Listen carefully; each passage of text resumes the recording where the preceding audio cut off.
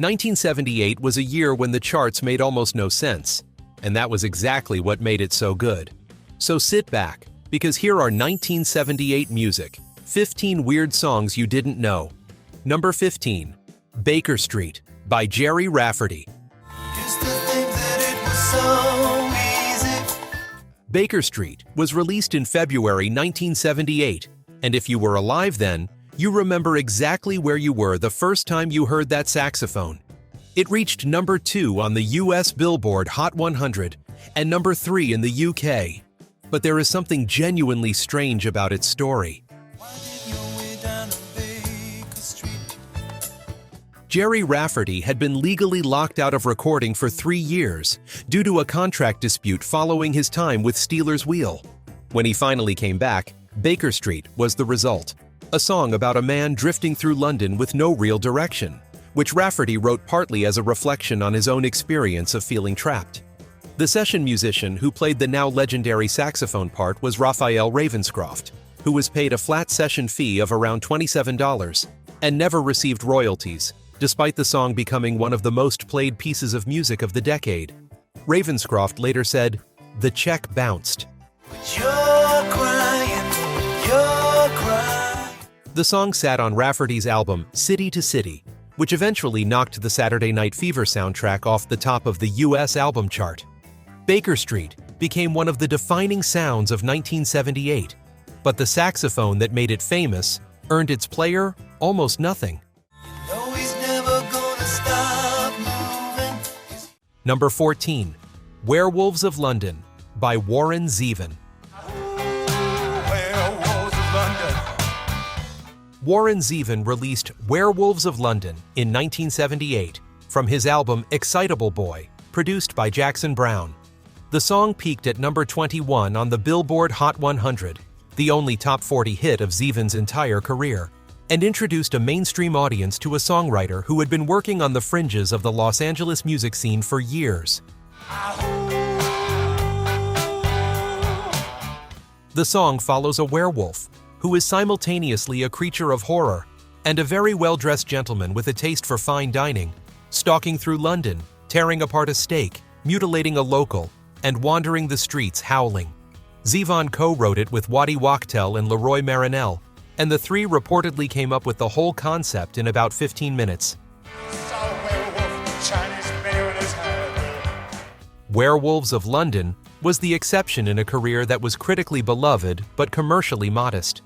In 2008, Kid Rock sampled the piano riff for All Summer Long, introducing another generation to the melody without most of them knowing where it came from.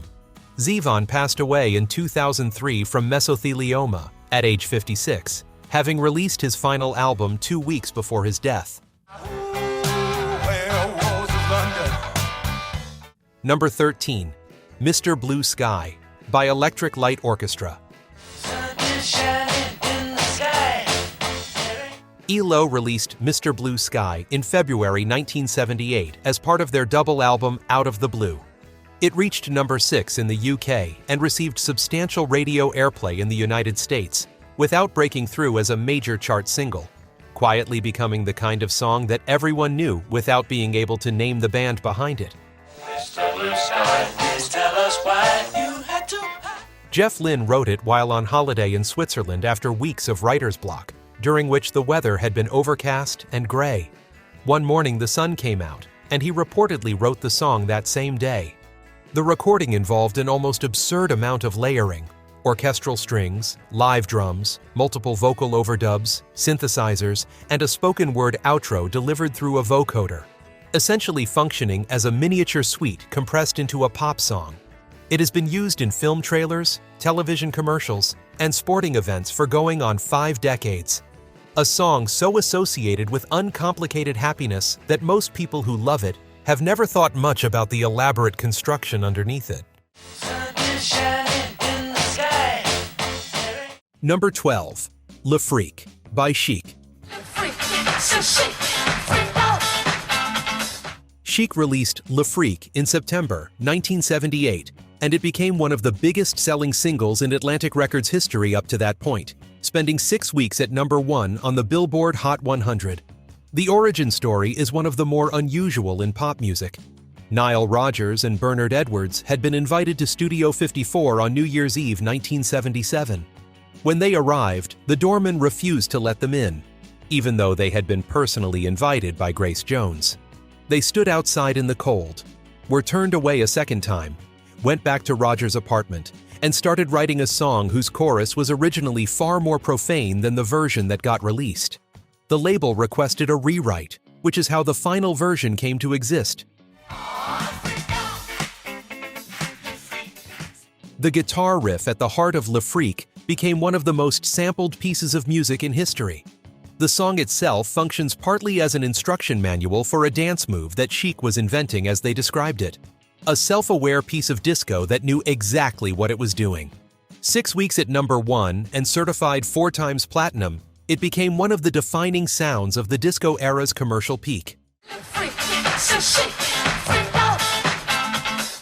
Number 11. The Smurf Song, by Father Abraham and the Smurfs. Where are you all coming from? From Smurfland. This one requires a moment. In June 1978, a song performed by a fictional village of small blue cartoon characters reached number 2 on the UK singles chart and stayed on the chart for 17 weeks. Dutch artist Pierre Cartner, performing under the name Father Abraham, recorded The Smurf Song as a novelty tie-in to the Belgian comic strip by Peyo, which had been around since 1958. The song had already been a massive hit in the Netherlands before making its way to British radio. Sing along. The song is sung in part in the invented Smurf language, where random words are replaced with the word Smurf. It is performed in high-pitched voices representing various Smurf characters. It has no second meaning, no subtext, and no ambition beyond its own cheerful absurdity. And in the summer of 1978, it was one of the most played songs in the United Kingdom. 3 separate Smurf-related singles charted in the UK that same year: The Smurf Song, Dippity Day, and Christmas in Smurfland, which meant that for several months in 1978, there was always at least one record by the Smurfs on the British charts. The cartoon series would later launch in the United States in 1981 and become one of the decade's biggest Saturday morning franchises. But the music came first. Now, all together. Number 10. I Lost My Heart to a Starship Trooper, by Sarah Brightman and Hot Gossip. Sarah Brightman was 18 years old when she released I Lost My Heart to a Starship Trooper in 1978. It was her debut single, performed alongside the dance troupe Hot Gossip, and it reached number 6 on the UK singles chart. Years later, she would become one of the most celebrated soprano voices in classical crossover music, and the original Christine in Andrew Lloyd Webber's Phantom of the Opera. But none of that was on the horizon yet. The song is a space disco track that was built entirely around the cultural moment created by Star Wars in 1977 and Close Encounters of the Third Kind in the same year. Its lyrics referenced Darth Vader, Flash Gordon, droids, Starfleet Command, and the United Federation of Planets. Essentially, a greatest hits tour of science fiction properties crammed into a 3-minute dance record. The musical themes were borrowed from the Star Wars score. It was performed on the BBC variety series, The Kenny Everett Video Show, where Hot Gossip appeared regularly in costumes and choreography that were considered scandalous enough to generate complaints to the BBC. In the context of that program, the song became genuinely provocative mainstream television, a space disco number performed by a dance troupe in futuristic outfits at a time when that combination was still capable of shocking people. Number 9. I Can't Get No.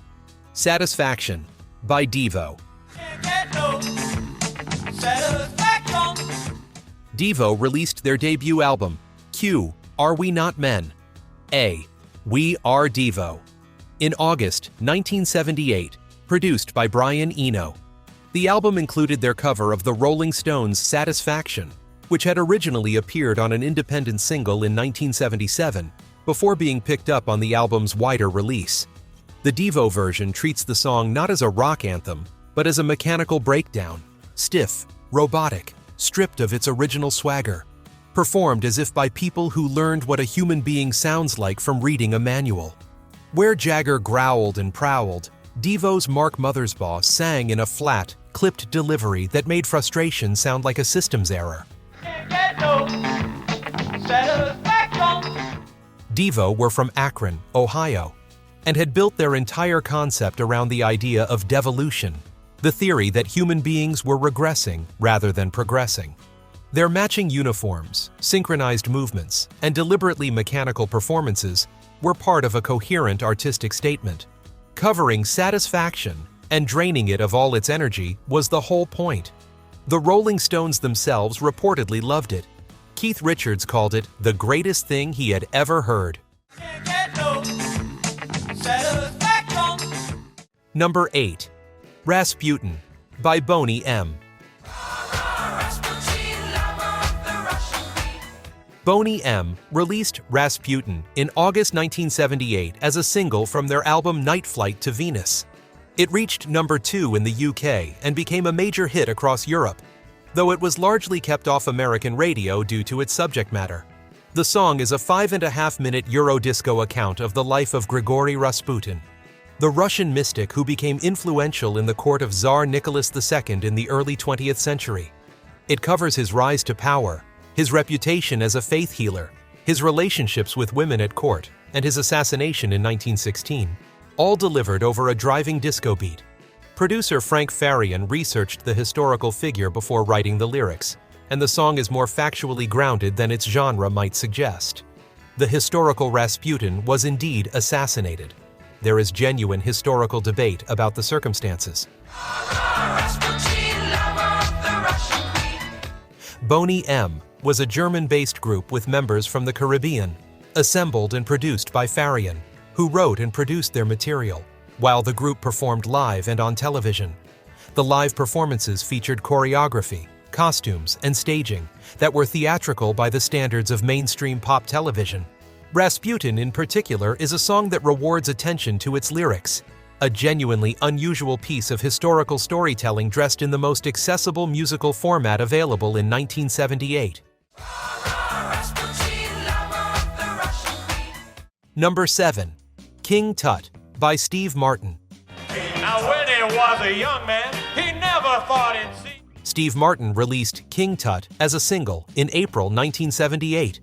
It reached number 17 on the Billboard Hot 100, sold over 1 million copies, and was performed live on Saturday Night Live, which had made Martin one of the most recognized comedians in America. In a full production number featuring Martin in Egyptian costume surrounded by musicians.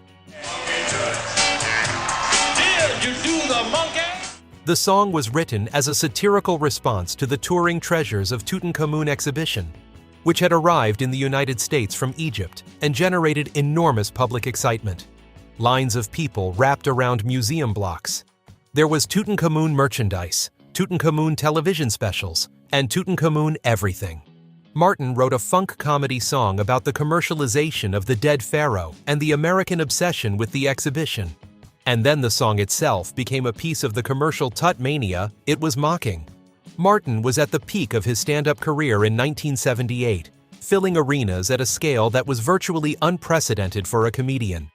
His 1978 live album, A Wild and Crazy Guy, which included King Tut, reached number 2 on the Billboard 200.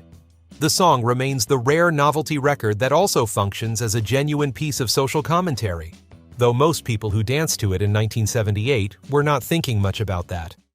Now when he was a young man, he never thought he'd see. Number 6. YMCA by The Village People. The Village People released YMCA in November 1978 as the lead single from their album Cruisin'. It reached number 2 on the US Billboard Hot 100 in early 1979 and number 1 in the UK. It is one of fewer than 40 singles in history to have sold more than 10 million physical copies worldwide.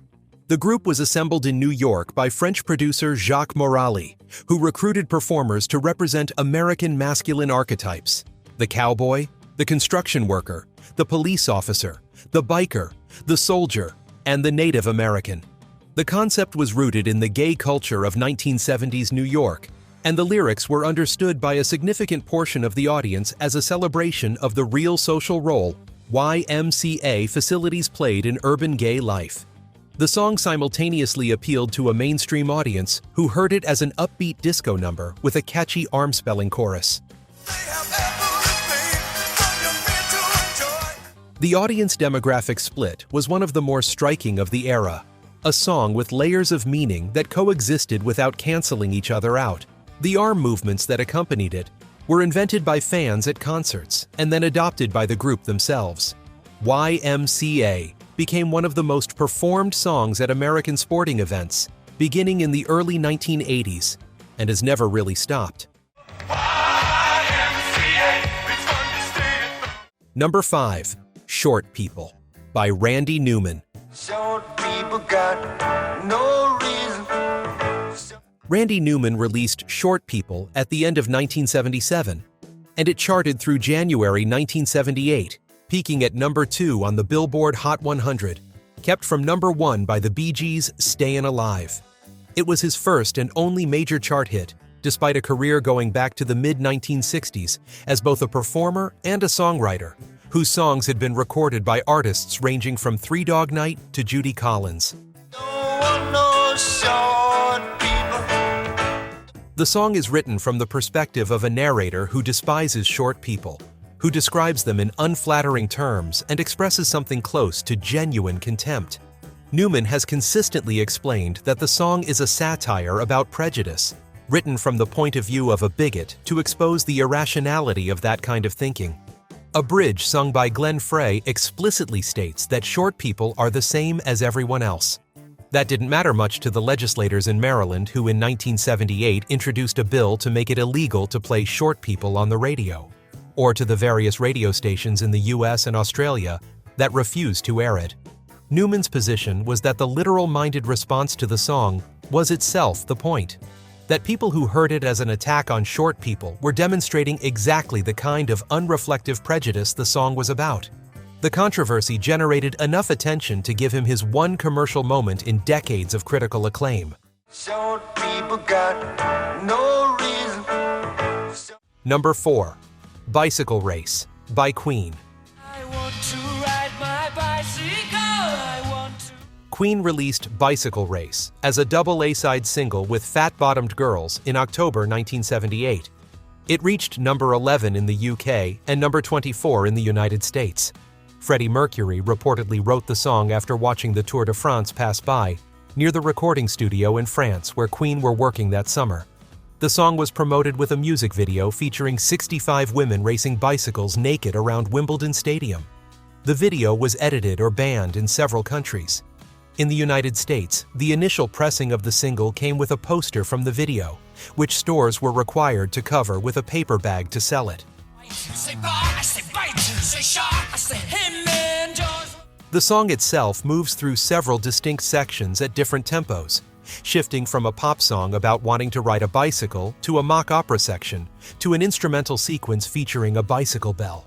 It functions as a compressed theatrical piece, which was typical of what Queen was doing in 1978, when they considered stadium rock and high camp to be entirely compatible. I want to ride my bicycle. I want to. Number 3. Wuthering Heights by Kate Bush. Kate Bush was 19 years old when Wuthering Heights was released on January 20th, 1978. It went to number 1 on the UK singles chart and stayed there for 4 weeks, making her the first female artist ever to top the UK chart with a song she had written herself. She wrote the song in one evening, after catching the final moments of a television adaptation of Emily Bronte's novel, specifically a scene involving a hand reaching through a window. The song is sung from the perspective of Catherine Earnshaw's ghost, calling out to Heathcliff across the moor. Bush sang it in a soprano register that had almost no precedent in mainstream pop music, an unrestrained theatrical performance that sounded like nothing else on British radio in 1978. Radio executives at EMI initially didn't want it as a lead single. They pushed for a different track. Bush insisted, The accompanying music video showed her dancing in a red dress in a foggy landscape, performing interpretive movements that were considered deeply strange by the standards of 1978 pop promotion. The performance on Top of the Pops achieved the same effect. Bush had been studying dance with Lindsay Kemp, a mime and choreographer who had also taught David Bowie, and the physical performance was an integral part of the artistic statement. Wuthering Heights arrived fully formed, with its own aesthetic logic intact. Bush was 19. She wrote it in one evening, and then it went to number 1. Number 2. Fish Heads by Barnes and Barnes. Fish Heads was recorded and released in 1978 by a duo called Barnes and Barnes, who were in reality two high school friends.